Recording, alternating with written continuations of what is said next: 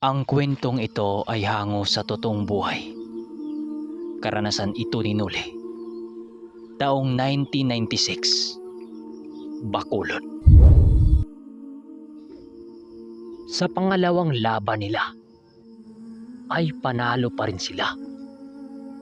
Ngunit dahil sa dalawang panalo ni Noli at ng matandang antingero, tila ba mas lalong nagmamalabis ang taga-baryo na ito'y makaganti sa kanila.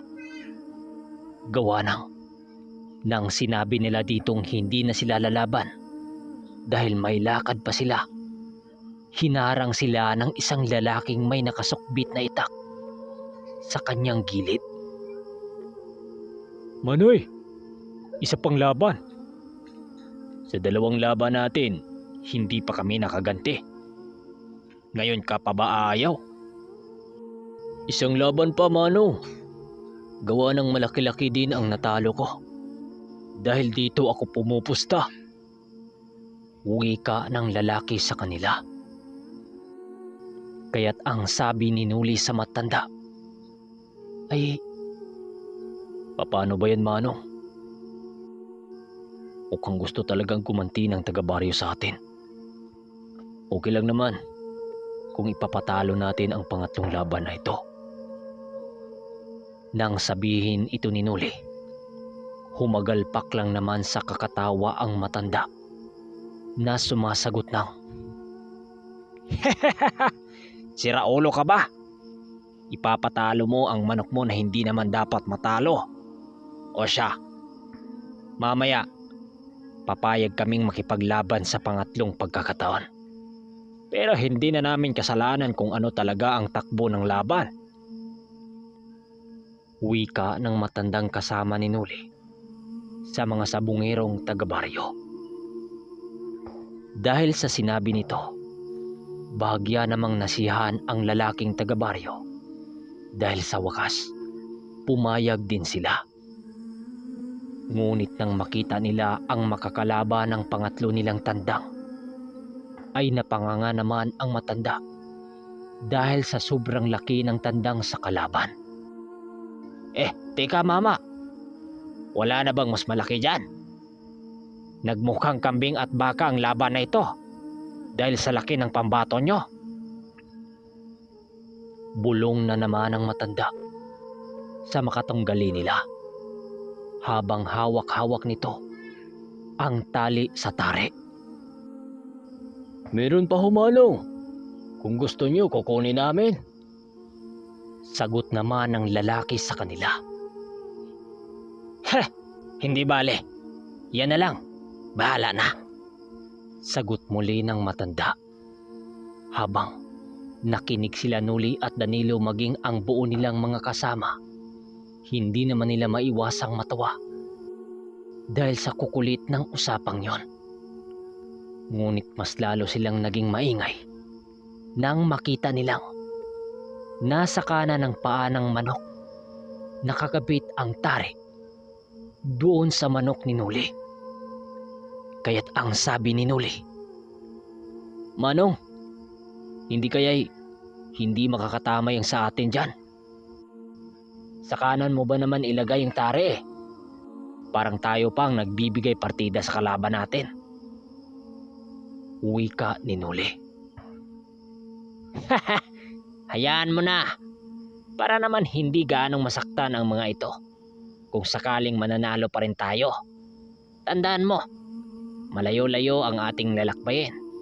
Kaya mas mainam na marami tayong dalang pulutan sa bawat pagpapahinga natin." Muling sagot ng matanda. Ilang saglit pa, tinawag na sila ng lalaking makakalaban nila. Dahil sa tagal nilang natapos. Makalipas ang ilang minuto, muling nagkaharap ang dalawang maglalaban. Sila Noli noon, nakamasid lang sa mangyayari. Ngunit nang bibitawan na ang mga ito, lumingon sa kanya ang matanda at suminyas na lumapit siya dito. Paglapit ni Noli rito, nagwika siya ng, "Bakit, Manong? May problema ba? Wika niya paglapit niya dito. Wala naman. Gusto ko sanang ikaw ang magbibitaw sa laban na ito. Sagot nito sa kanya. Dahil sa sinabi nito, agad naman niyang kinuha ang tandang at siya ang humarap sa makakalaban niya. Sa tingin ni Nuli, hindi talaga mananalo ang pambato nila dito dahil sa sobrang laki nun. Ngunit inilaban pa rin nila yon sa walang pag-aalinlangan. Ngunit gaya ng nangyari sa unang laban, nagpabugbog yung kanila na para bang walang alam na gumanti. Ngunit nang pumito ang matandang nasa likod niya, ay biglang nagiba ang ihip ng tandang. Hindi pa man nakalapit ang kalaban dito, ay animoy ibon na yung bumabatog-batog sa katawan ng kalaban nang siyang naging sanhi na nagtatamo ito ng maraming sugat. Nakita pa nila noong natanggal ang kanang pakpak ng kalabang manok nang siyang ikinagulat ng kalaban nila. Tila ba kahit anong gagawin nila, wala silang panama sa grupo ni Nuli. Sa madaling salita, nanalo pa rin sila sa huling laban. Dahil sa kitang-kita ni Nuli ang pagdismaya ng kalaban, pinili niyang ibigay na lang dito ang pangatlo nilang bihag upang kahit papano makakatikim ito sa kanyang inaalaga ang tandang na ilang buwan. Matapos nilang manalo sa laban, nagpasya na silang umalis sa baryo. Gawa ng napapansin ni Manong Duming na may iilang nagmamasid sa kanila habang may matatalim na pagtitig. At habang naglalakbay sila sakay-sakay sa mga kabayo, doon na ikwento ng matandang naging katandim niya sa sabong ang patungkol sa hawak-hawak nitong mutya. Ayon sa matanda, matagal na niyang hawak ang gamit na yon at ilang bisis na rin niya itong nagamit sa mga pasugala ng baryo kung saan sila nakatira.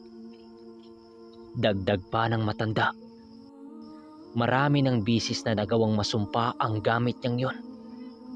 Ngunit sa tagal na nilang bilang mga antingero, nakakaya pa rin niya na buhayin sa pamagitan ng mga ritual ang mutya na yon, kung saan mag-aalay ka ng isang buhay na hayop. Nang mapansin ng ermitanyo ang kanilang usapan, nagwika naman yun ng Kayo talaga. Mukhang magkakasundo talaga kayo ng bata ko, Kardeng. Gawa ng halos hindi kayo maubusan ng kwentuhan. Singit naman ng ermitanyo nang mapansin sila nitong labis ang ingay nila sa daan. Makalipas ang mga oras nilang paglalakbay, sumapit na ang 3:00 ng hapon nang hindi nila namamalayan. Napakalayo na noon nila sa baryong kanilang dinadaanan at ang tanging nakikita na lang nila papaikot sa kanilang kinaroroonan ay purong mga kabundukan at kagubatan. Wala na silang nakikitang nagawing mga tao sa lugar. Kaya medyo binilis-bilisan na nila sa pagpapatakbo ang mga sinasakyan nilang kabayo. Sa pagsapit ng gabi, wala nang nagawa ang kanilang pangkat kundi humanap na lang ng pwestong kanilang pagpapahingahan. Ang nahanap nilang pwesto noon ay ang isang kahoy na malapit sa napakalinis na ilog upang sa gayoy doon nila linisan ang 2 bihag na manok na kanilang nabihag sa tubada. Ligtas din ang lugar na yon gawa ng nasa mataas na bahagi ito ng lupa. Kung meron mang mga nilalang ang magtangka sa kanila, Paniniguradong hindi ito makalapit. Ang lakas pa lamang ng mga antingerong kasama nila, sapat na ito para maditik ang mga nilalang sa paligid.